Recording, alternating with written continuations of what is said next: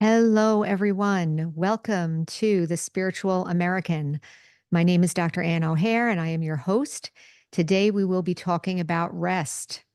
So, as usual, I'll be sharing a little bit about rest and then my own experiences. And then we're going to dig under the surface a little bit and see what's going on, and then give some spiritual or other kinds of self love practices to help us with that area. So, what about rest? We're talking about rest today. My experience with rest is that sometimes it's difficult. I'm not just talking about sleep, although I think based on our age and other factors, I think sleep and rest may be different for us at different times in our life. I've mentioned in the past podcast that I'm in my early 50s. And so it changes a little bit, like ability to fall asleep and things like that may change a little bit.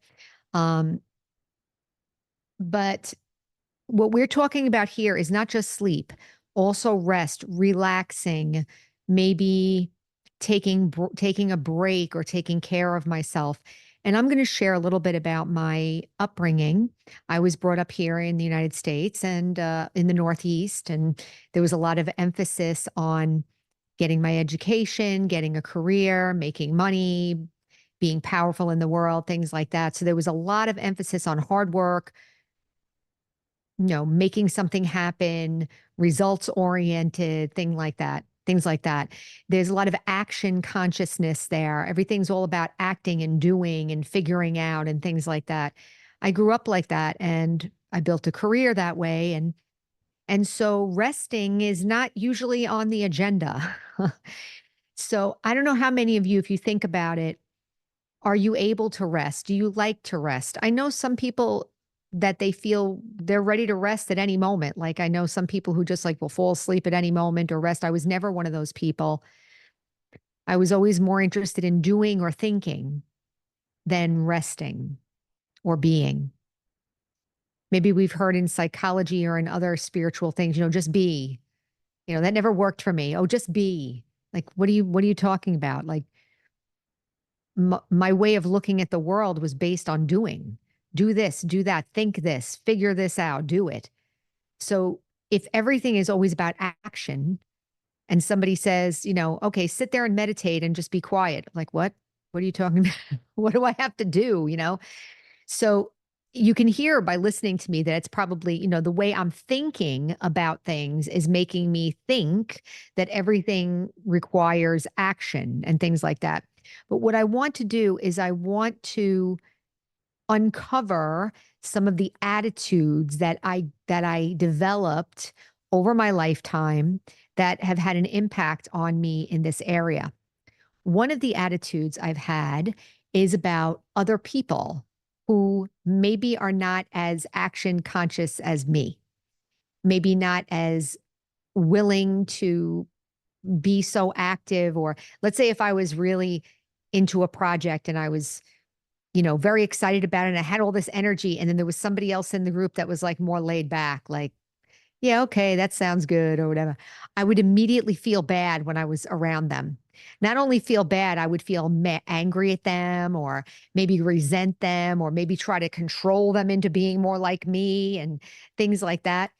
Other things that I can remember thinking, uh, I've stopped it now because I've been practicing spirituality for 13 years, for a long time. I mean, it's not that long, but I would say it's long enough to have a good amount of success. I don't think this way anymore, but I used to think that people who were relaxing or took breaks and things like that, that they were lazy, that they were useless or stupid, or, I mean, really used to make negative thoughts about them in my mind. I'm sharing this for a reason because why did I think? So let's break this down for a minute. Why would I think that somebody who doesn't want to get all activated and excited and overloaded and, you know, get rev their energy up to 10, why would I automatically call them lazy? And then why would I automatically say that they're stupid or something like that? And you could see that if I think that way, and then I associate being lazy and stupid with resting, then why would I ever want to rest? Because I don't want to be lazy and stupid, right? So I hope you picking this up, because this is like this kind of circular thinking that we can have with judgments and things that we don't take care of ourselves because we've convinced ourselves that that thing is no good for us, or I don't want to be that way some reason. So I'm going to say it again in case it was a little bit went by too fast. So what I've done is that I've created this personality that's always active, always doing something. And as I'm doing something, I'm not taking care of myself. Like maybe I'm not thinking about rest as a priority. I'm not thinking about being calm as a priority, because it's always about doing and making something happen and achieving something. So when I see someone else who makes rest a priority, or who doesn't think that overthinking and over analyzing and over planning is a good thing, and they're more laid back, what I have done in the past is made them wrong. They're stupid, they're lazy, they are not going to be successful, and I'm so successful. So what does that sound like? Sounds a little like arrogance, right? So there was some arrogance there for sure. But let's look under the surface of that arrogance. So I wanted to tell the truth about that first. And then let's look under the surface. If all I ever knew was to be like that, was to be like action oriented and whatever, it makes sense that I would be loyal to that way. Okay? So maybe I'm not in practice of being relaxed. I'm not in practice of being laid back. I'm not in practice of not planning. I'm sure some of you that are listening to this can relate to this. Like, how can I not plan? Don't you have to plan? Don't you have to figure it out? Don't you have to, use your mind and whatever? I know people that don't. They just like, okay, yeah, let it happen. Whatever happens, happens. I'm like, what? Used to really bother me when people were like that. I used to feel really out of control. Now I envy them. But that took something, because I started to realize that I really didn't have the ability to rest. I couldn't calm down. I couldn't calm my mind down. I couldn't calm my nervous system down. And even after I got rid of those negative attitudes about others, like the anger and the resentment and accusing and looking at them in a certain way, even after I got rid of that, I still had trouble resting. I still had trouble meditating. Not meditating. Meditating just means that you're looking at yourself or you're looking at your mind. We'll talk about that in another episode. But having the experience of peace, or having the experience of rest within myself, within my mind, and within my body and my nervous system did not come easy. It still doesn't, to be honest with you. And this is after 13 years.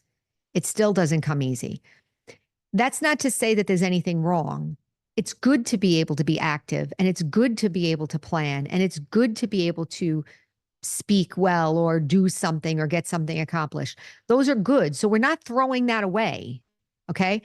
But if I can't rest, obviously rest, if we can acknowledge that rest is something that we need, that's positive, and maybe if I'm burning every single nerve in my body 24/7, maybe that's not healthy, right? We get health issues, anxiety, and all kinds of stuff that go on because of that. So we're going to talk about, so I wanted to tell the truth about that. So that's how I grew up. That's what I knew. That's what I thought was right. And that's what I was doing. So now I'm saying, well, I need to rest. So now I have to figure out, well, how can I start resting? Well, first I started looking at other people who were more relaxed and started looking at them with envy or looking at them with appreciation now.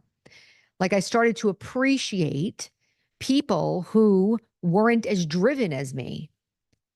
Or I started to actually be honest and apologize in my heart to people who I thought, like, if they didn't have an education, that they were stupid. That doesn't mean they're stupid. Why would I be so arrogant? So I started dropping the arrogance, dropping the resistance, dropping the judgment, and just started dealing with the fact that I really have a hard time resting and calming down.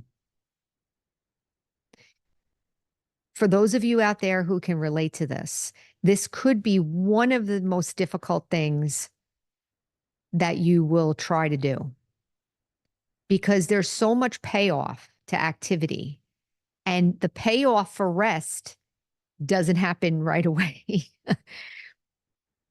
It's cumulative, right? So if I rest one day, let's say I sit for one day.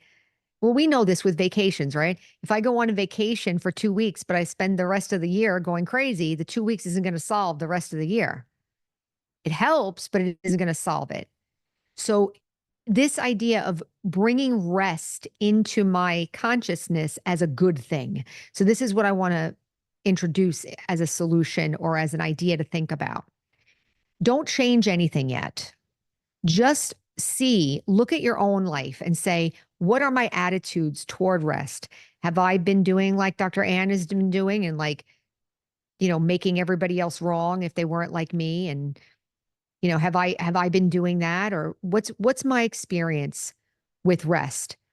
Do I have difficulty calming down? Do I feel anxious? Do I have trouble going to sleep? Do I feel rested? Do I have active dreams? Do I feel like it's going all the time? And then when I do rest, do I feel better after it? What's my attitude towards it? Am I able to let things go?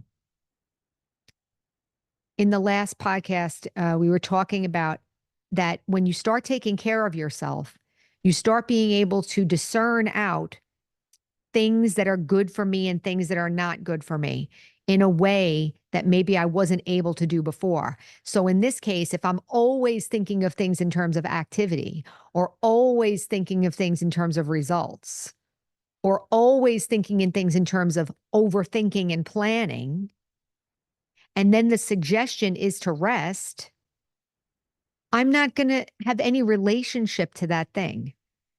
But if we keep practicing, we'll start to be able to discern a little bit. Like one day I'll realize, well, wait a minute. I've been working since 7 o'clock this morning and now it's 9 p.m. This isn't really healthy. And maybe I'll be able to look at it without judgment.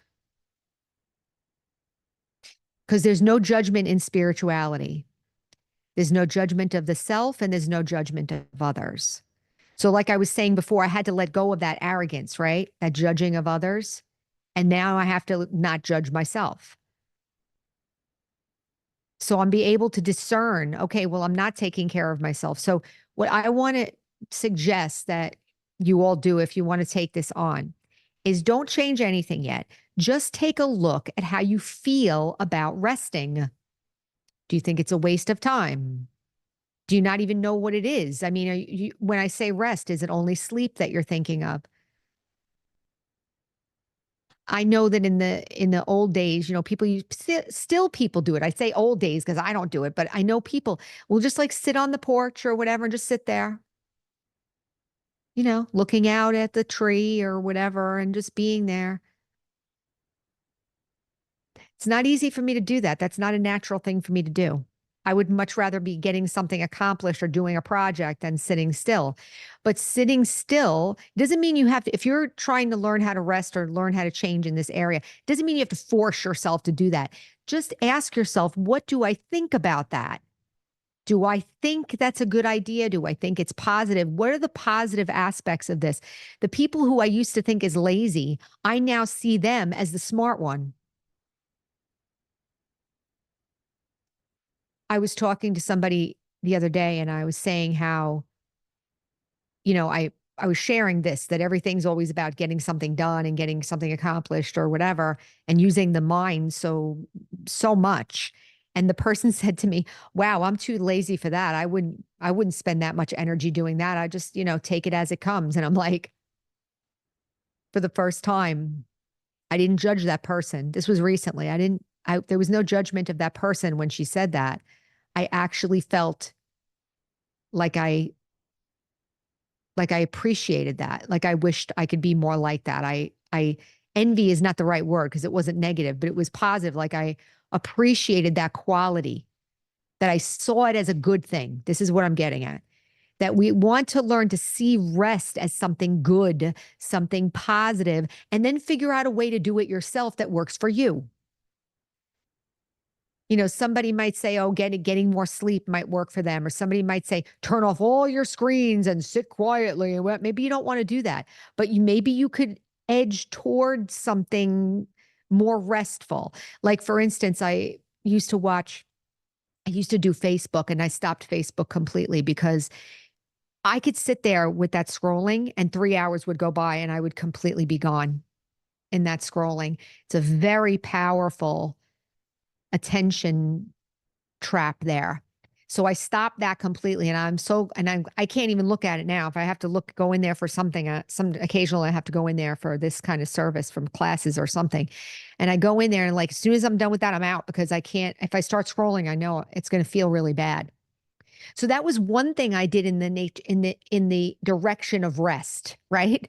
So don't make it mean anything in particular. Just look at where you are with it now. And that's what I want to leave you with for the homework till next time. Look at where you are now. How do I feel about rest? Do I resent it? Do I think it's a waste of time? Do I think that people who rest are lazy and stupid? How do I feel about it? Let's be honest about it. And then I can watch. Don't change anything yet. Just watch myself. How do I feel during the day? Do I feel good being always active constantly? Does it feel good to have my mind constantly running? It feels good to get something planned, I guess. I mean, it's not a bad thing, but maybe it's out of balance, maybe I'm too far one way.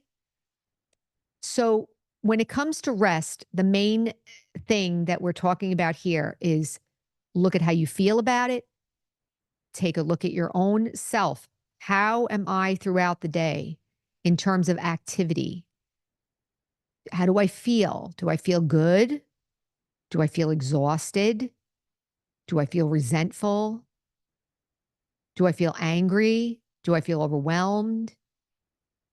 So these are the things we're going to talk about, more things on this podcast about self-care and how to face some of these feelings and experiences in such a way that allows myself to become empowered.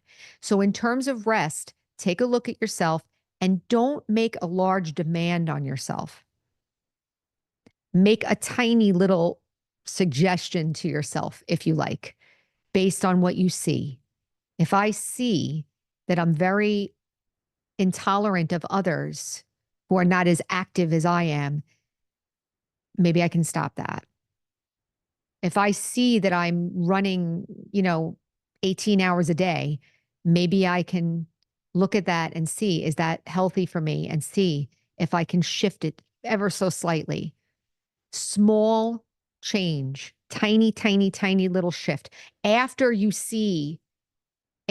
discern, don't try to change before you discern. Always try to learn something first. Then see what you see, bring it into your life and observe and see what you see, and then see if you can make a small change. Small change after you discern something, a small change for yourself, is very powerful. It builds up self-confidence, and it's more likely to last. That kind of change is more likely to last because you're taking care of yourself. So I'll leave it there. Maybe some of you were looking for, get this much sleep and do this and do that, but all of you are perfectly capable of figuring out what you need.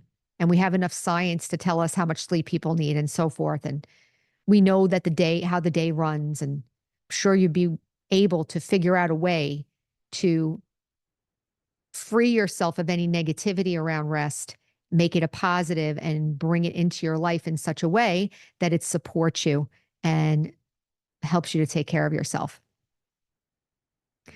So that's the podcast for today. That's the episode for today. And again, remember the slogan for this podcast is heal, empower, and serve. Have a great day, everyone. Thank you. Bye-bye.